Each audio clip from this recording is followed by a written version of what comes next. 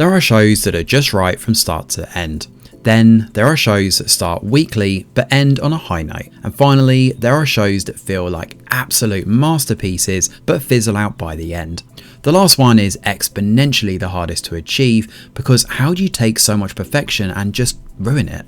Well, that is exactly what happens with Gong Yu's much awaited romantic thriller, The Trunk. To be fair, this review did start out kind of harshly, so I'd like to put it out that The Trunk Season 1 is actually a super fun and exciting Netflix original.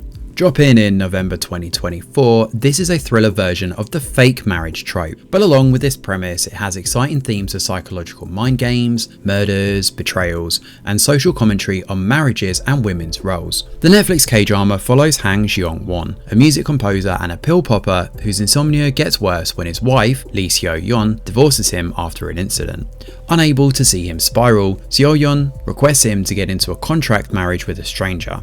Believing that she will take him back if he does it for a year, Jeong-won complies. No In-ji is a stoic woman whose heart has turned cold after an incident ruined her engagement. She now works for a contract marriage company, and the latest fake husband happens to be none other than Jeong-won.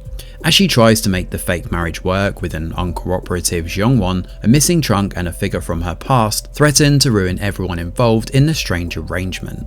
The Trunk Season 1 begins on an extremely strong note, and no, this is not an exaggeration. In fact, I'd strongly recommend going in completely blind or looking up any sort of plot summary.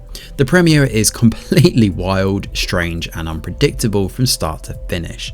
When the first plot twist arrives, you're bound to have your jaw hanging wide open for a whole minute, and this continues right up until the penultimate episode. The Trunk is able to do this since it keeps feeding viewers bit by bit instead of revealing the whole mystery in one go.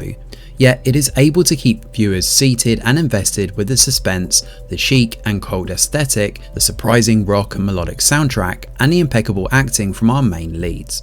Each time In-ji's walls crack, it has us wishing for Jeong-won to take a hammer and completely knock them down. While you may have tuned in for Gong Yu, you are definitely going to be staying back for Seo Hyun-jin and her brutal rivalry with Jung Yeon-ha, who plays a deliciously vindictive ex.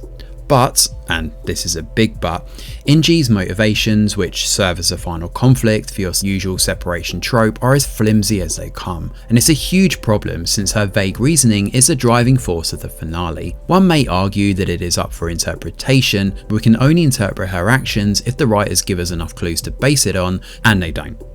There is also the bit about Jeong-won's friend's normal marriage, which acts like a foil to the fake marriages of the lead couples. It's pretty random and doesn't really contribute to the plot in any meaningful way. I understand it's meant to add to the show's commentary on marriages, but it just feels unnecessary, as the writers have already made their point by emphasizing the difference between In-ji and Seo-yeon. However, when you look at the big picture, The Trunk Season 1 retains its laurels and can be considered a pretty good romantic thriller, competing with the likes of Love Featuring Marriage and Divorce, the early seasons, not the absolutely atrocious Season 3, or The World of the Married.